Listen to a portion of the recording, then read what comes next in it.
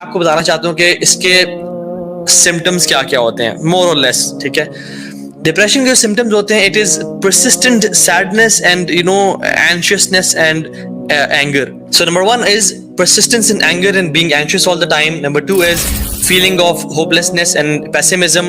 ہمیشہ نا امیدی ہونا, ہمیشہ lack of energy feel کرنا, اپنی self esteem کو low محسوس کرنا, اپنے آپ کو بالکل کچھ نہ سمجھنا, loss of interest in pleasure and hobbies, اپنی hobbies کو پرسو کرنا, اتنی جان ہی نہ ہونا کہ میں زندگی میں کچھ کروں, جو میرے مشن ویژنز ہیں, جو میرے ایمبیشنز ہیں, جو میری شوق ہے ان کو میں پرسو کروں, اس کے بارے میں فکر نہ ہونا, بلکہ اس کے بارے میں تو ہوپلیسنس ہونا, انرجی نہ فیل کرنا, ڈیکریزڈ انرجی بہت کم ہونے شروع ہو جانا, اور فٹیگ کا بہت زیادہ ہونے شروع ہو جانا.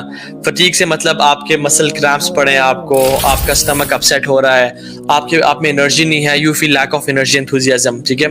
6th از موونگ اور ٹاکنگ مور سلولی.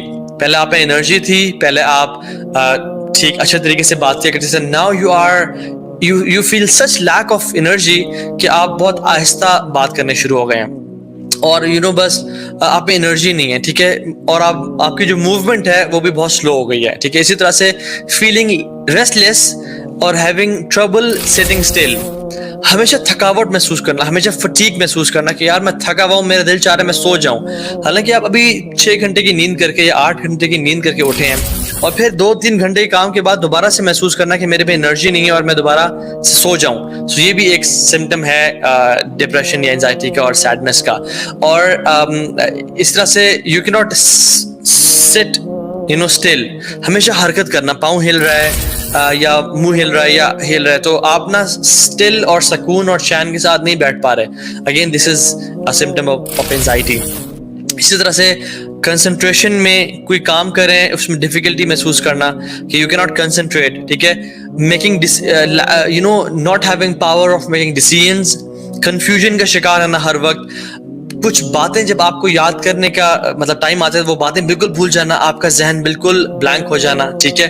اسی طرح سے ڈیفیکلٹی ان سلیپنگ, نیند کا بالکل اڑ جانا یا پھر بہت زیادہ نیند آنے شروع ہو جانا. یہ دونوں جو ہے یہ ڈپریشن کے سمپٹمز یا انزائٹی کے سمپٹمز میں ہے. یا تو اتنا زیادہ سونے شروع کر دینا کہ بس سونے کے علاوہ کوئی کام ہی نہ ہو, یا پھر نیند کا بالکل اڑ جانا, حالانکہ آپ اچھا سویا کرتے تھے لیکن بالکل نیند کا ختم ہو جانا. ٹھیک ہے. اسی طرح سے ایپیٹائٹ کا چینج ہو جانا, یا تو بہت زیادہ انسان کھانے شروع ہو جائے, لوگ بنج ایٹنگ کی طرف جانا شروع ہو جانا, یا پھر ایپیٹائٹ کا بالکل ختم ہو جانا کہ پورا دن گزر گیا بس ایک پانی کا گلاس 1-2 بناناز پہ انسان چل رہا ہے. اکثر ایگزامز میں ہمارے ساتھ ایسا کیوں ہوتا ہے, کچھ لوگ تو بالکل کھانا چھوڑ دیتے ہیں, کچھ لوگ بہت زیادہ کھانے شروع ہوتے ہیں بیکاز اسٹریس ایٹنگ کچھ لوگ کر دیتے ہیں, کچھ لوگ کھانے کا موڈ ہی نہیں کرتا. Why? Because they are going through an anxiety phase. کیونکہ ان کا جو برین ہے وہ پری آکوپائڈ ہوتا ہے وہاں پہ, اور ان کا من ہی نہیں, دل ہی نہیں کر رہا ہوتا کچھ کھانے کا, اور اگر وہ کھائیں تو ان کو وامٹ فیل ہو رہی ہوتی ہے. ٹھیک ہے. اس طرح سے تھاٹس آف سوسائڈ, ڈیتھ کی تھاٹ آنا کہ ہائے میں مر جاؤں گا, بس اب میں مرنے والا ہوں. ٹھیک ہے.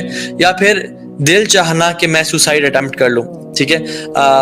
اور کانٹمپلیٹنگ سوسائڈ کہ میں نے اپنے آپ کو کس طرح مارنا چاہیے, مجھے I need to end my life, اس طرح کے جو ہے نا سوچ آنے شروع ہو جانا. لیٹ می چیک اگین کہ یہ ویڈیو ٹھیک چل رہی ہے نہیں.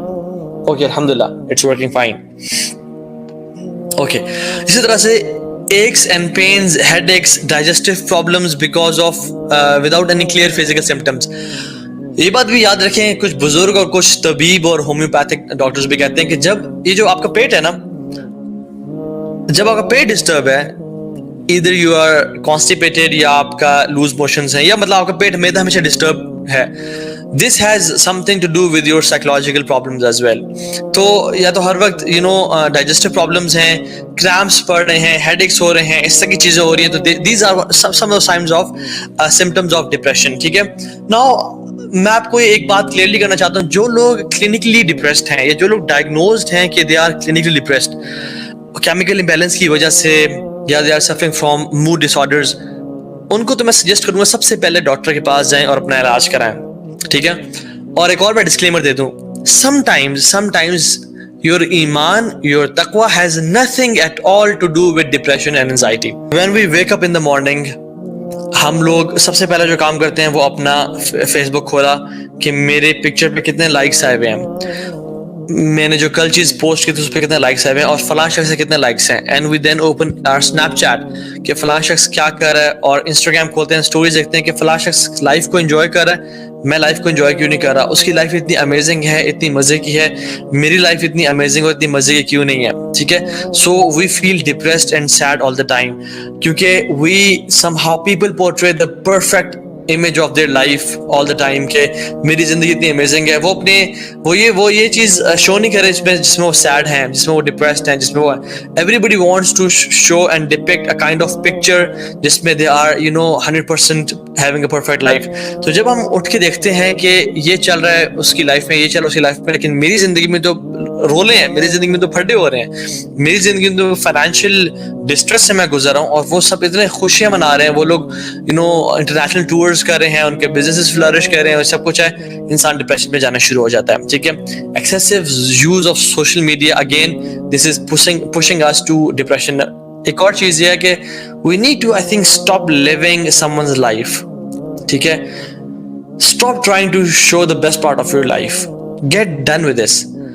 وہ کیا کر رہا ہے, you shouldn't care, you should live your life جو اللہ نے آپ کو بلیسنگز دی ہیں. اگر اللہ تعالیٰ نے آپ کو 30,000 کی سیلری دی ہوئی ہے منتھ کی, تو live a life of a person who has a salary of 30,000.